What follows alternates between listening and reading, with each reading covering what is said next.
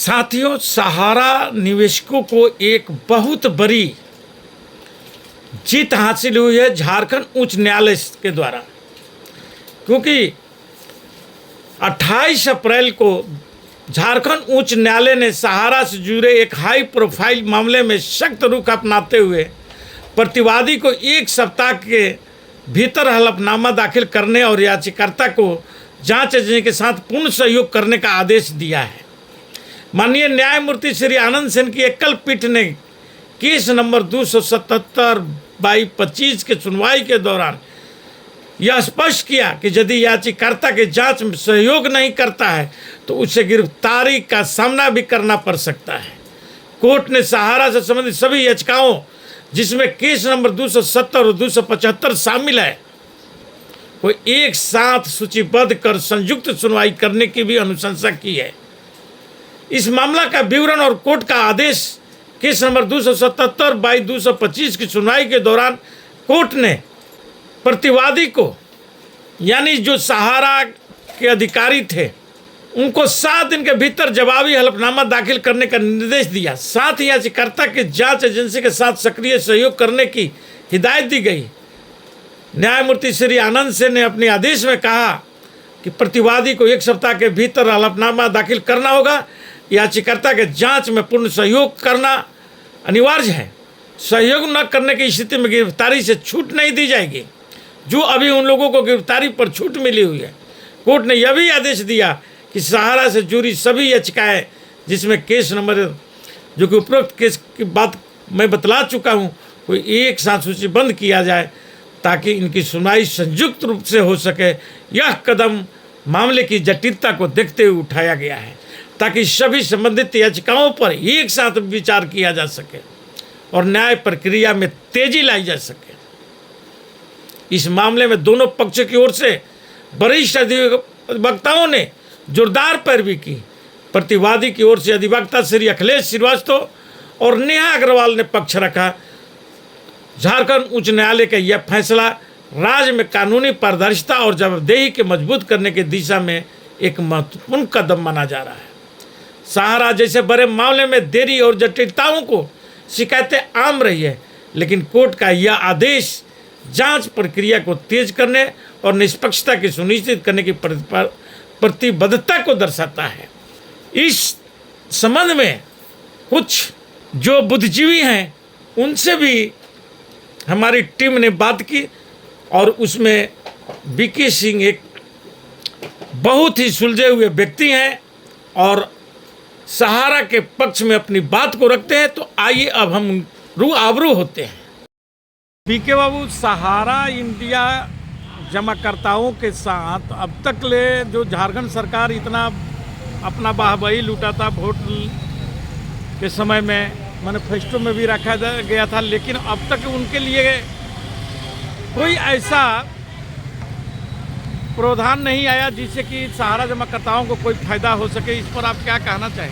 भाई, आपके उस चैनल के माध्यम से मैं बताना चाहूँगा कि सहारा निवेशकों के लिए हाईकोर्ट से बहुत बड़ा सहारा जजमेंट मिला है। 28/4/25 को उच्च न्यायालय ने जो जजमेंट दिया है वो सहारा निवेशकों के लिए बहुत बड़ा सहारा है। उस जजमेंट में साफ कहा कि CID स्तर से जो जांच होना है वो जांच होगी। आपके चैनल के माध्यम से मैं निवेशकों को बताना चाहूँगा, सहारा इंडिया नहीं चाहती थी कि CID का जांच हो, जिसको हाईकोर्ट ने जो है खारिज कर दिया और हाईकोर्ट ने निर्देश दिया कि सहारा निवेशकों द्वारा जहाँ जहाँ भी केस किया गया है सब केस को एक साथ टैग किया और सहारा इंडिया के जो लोग हैं उनको भी निर्देश दिया है कि आपको इस काम में सहयोग देना है। जो लोग सहयोग नहीं देंगे उनको गिरफ्तार करने का भी आदेश हाईकोर्ट ने स्पष्ट रूप से दिया है। तो ये निवेशकों के लिए बहुत बड़ी जीत है। और आपके चैनल के माध्यम से मैं ये सहारा कर्मियों को बता देना चाहता हूँ कि सहारा निवेशक के लिए तरह तरह से लड़ाई लड़ी जा रही है। आयोग का गठन करके झारखंड इंडिया गठबंधन ने चुनाव घोषणा पत्र में घोषणा किया था कि हम जो है हर हाल में सहारा निवेशकों का जो है पैसा वापस करेंगे। और उस कड़ी में हेमंत सोरेन इंडिया गठबंधन की सरकार काम कर रही है। और हम लोग भी सहारा निवेशक संघर्ष समिति का निर्माण कर रहे हैं, झारखंड सहारा निवेशक निर्माण समिति। और इस बैनर से हम चाहेंगे कि जो सहारा कर्मी अपने निवेश के राशि के बारे में अगर अभी तक न्यायालय में या सहारा कंपनी में खबर नहीं दिए हैं, तो हम लोग उनकी बातों को उच्च न्यायालय में रखने का काम करेंगे। ये काम तो सर ऑलरेडी विश्व भारती जन सेवा संस्थान के लोग भी कर रहे हैं। और वही लोग में जो CPI-ML का विधायक जो है, निरसा विधायक जो अरूप चटर्जी जी, उनके साथ मिल करके और मुख्यमंत्री जी से मैनिफेस्टो में भी रखा गया, जो कि बात आपने कहा। लेकिन सबसे बड़ी बात ये है कि सहारा जमाकर्ताओं को जो न्याय मिलना चाहिए था, नहीं सुप्रीम कोर्ट से न्याय मिल रहा है। सुप्रीम कोर्ट में भी आज का डेट था, वहाँ पर सहारा से भी केस का, उसका भी कोई डेट का मतलब कि पता नहीं चल रहा है। आज भी सुनवाई भी नहीं हुआ सर। तो और अब 2 तारीख का CRC पोर्टल का सुनवाई है। तो मतलब कि खाली सहारा के जमाकर्ता अपना पैसा दे करके आज जो बेवकूफ़ बने हैं, इनका किसका दोष माना जाए सर? देखिए, सहारा में निवेशकों का पैसा विथ इंटरेस्ट लौटाना होगा। और जो पैसा भुगतान में देर हो रहा है, मूल और सूद दोनों के साथ सहारा कंपनी को लौटाना होगा। इसके लिए सहारा का जो बड़े बड़े प्रॉपर्टी है, उसको भी नीलाम करने पर जो है कोर्ट विचार करेगा। और उसी कड़ी में जो अभी 28 तारीख को जो हाई कोर्ट में निर्णय हुआ है, उस कड़ी का ही एक रूप है। कब आज तक कभी भी कोर्ट नहीं कहा था कि सहारा निवेशकों का पैसा लेने वाले लोग अगर कॉपरेट नहीं करते हैं तो उनको गिरफ्तार करें। अब गिरफ्तारी की बात जब आ गई है, तो सहारा के जो बड़े बड़े लोग पर्दे के पीछे से छिप करके, विशेष करके जो वर्तमान केंद्र सरकार है, उसकी जो धूल मूल नीति है, उस पर भी ये कोर्ट का निर्णय जो है खरा उतरने का काम करेगा। और निवेशकों को अब अंतिम रूप से पैसा ही मिलने की बात है। थोड़ा समय जरूर लग रहा है, लेकिन जान जाइए कि सहारा निवेशकों को पैसा विथ इंटरेस्ट सहारा कंपनी से, कोर्ट के माध्यम से, संघर्ष के माध्यम से। और आपने कहा इस सहारा निवेशकों की संख्या लाखों करोड़ों की संख्या है।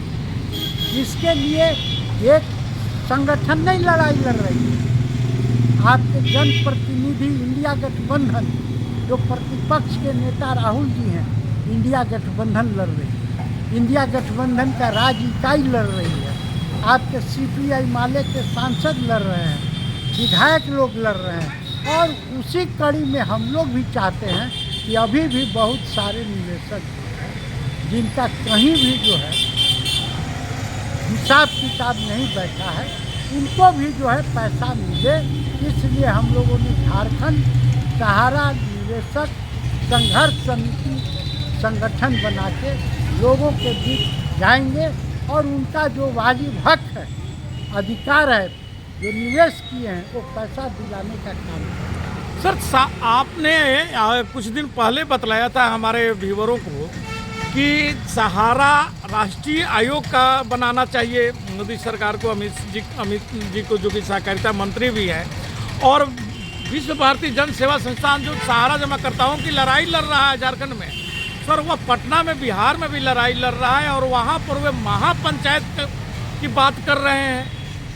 भाई देखिए, आपको झारखंड सरकार, जहाँ इंडिया गठबंधन की सरकार है, उन्होंने सहारा निवेशकों को भुगतान करने के लिए आयोग का गठन किया। हम चाहते थे और हमारी मांग भी है आपके चैनल के माध्यम से कि राष्ट्रीय आयोग का गठन केंद्र सरकार अगर सही माने में सहारा निवेशकों को पैसा देना चाहती है तो राष्ट्रीय स्तर पर किसी निष्पक्ष रिटायर्ड जज के अध्यक्षता में आयोग का गठन करें और सहारा से पैसा लेकर के आयोग जो है पैसा लोगों को देने का काम करे। जिस तरह से हम लोग झारखंड में शुरू करने जा रहे हैं, आयोग का गठन हो गया है।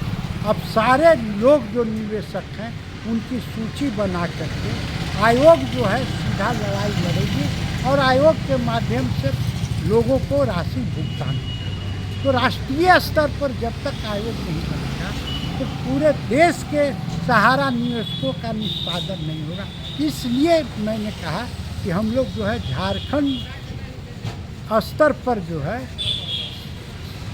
सहारा निवेशक संघर्ष समिति बनाए हैं। अगर ज़रूरत पड़ी तो इसको राष्ट्रीय स्तर पर भी हम लोग ले जाएंगे और प्रधानमंत्री और अमित शाह के समक्ष निवेशकों की मांग को रखेंगे और उनसे कहेंगे कि आप राष्ट्रीय आयोग का गठन करें। बहुत बहुत धन्यवाद सर, आपने हमारे कुछ न्यूज़ को अपना बेशकीमती समय दिया है।